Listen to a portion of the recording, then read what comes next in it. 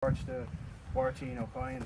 Tarfaí méis Leagadh beaga star Misneach na seascaidí na seachtaí in around Mháirtín Ó Cadhain lárnach ann, so ní ag seascaid dó.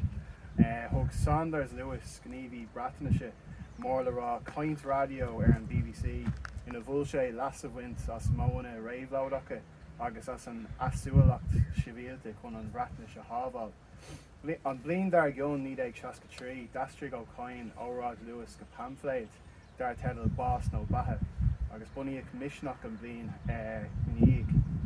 Mar sin, déifí ará gur meascán de éolaíocht na hafiochanna publictánachas, sosiálachas, canílach agus gníomhíochas teanga radicach bratnach a bhí I Misneach san ní ag seascaidí.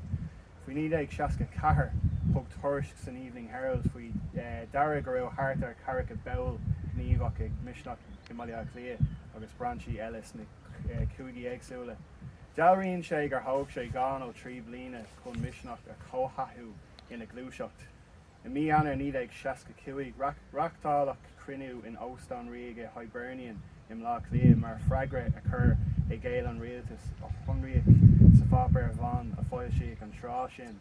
Ag an cruinniú sin rinneach iireacht eile Misneach a seola agus níos mó buil airciú.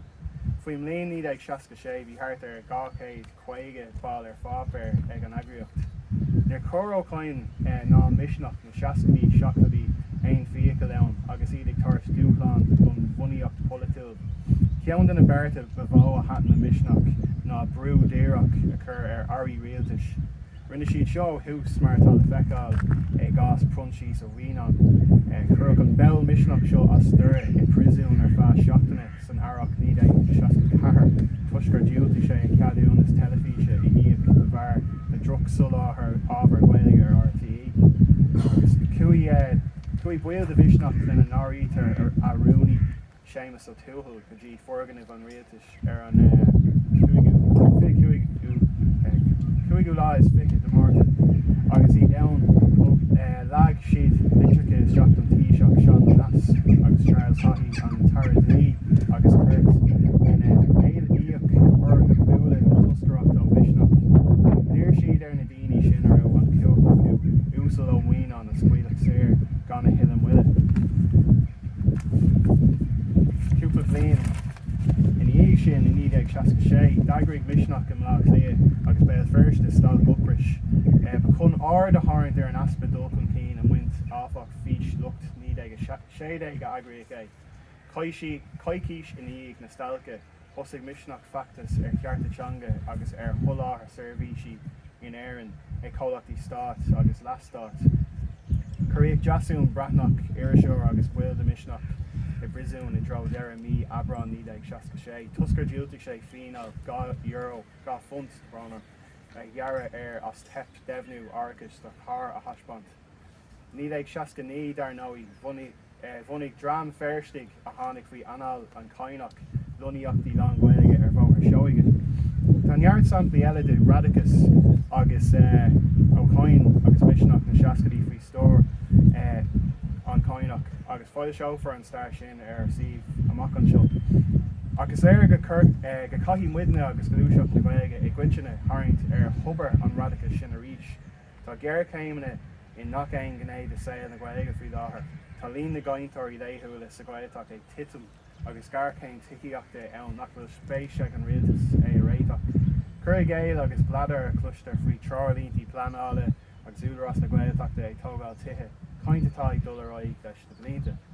Is léir don dal nach bhfuil éon barta mór tiíochta ar na bacán ag an stát chun pobló na Gaeltachta a cuineáil ina gceantar. Tá údarás na Gaeltachta is sealamh neart talún sa Gaeltacht ach níl dulcan cín ceart dainte I dro tiíocht poiblí a thógáil ar na láthaircha sin. In airnáil na Gaelscoilíochta tharla an céad titim I líon na náltaí ar rulathe Gaelscoileanna agus Gaelcholáistí le leachtcéad bliain. Agus sa choras a dachas trí chéile beidh níos mó dátaí ag fáil díalúna ón Gaeilge ná mar bheith caintóirí léithúla sa Gaeltacht sa tír iomlán.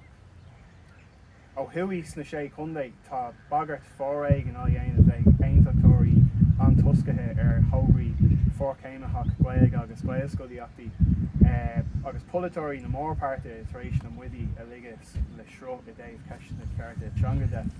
Tá míad ag pointe crithiciúil mar dúirt Céran mar bhaineann sé leis an Gaeilge.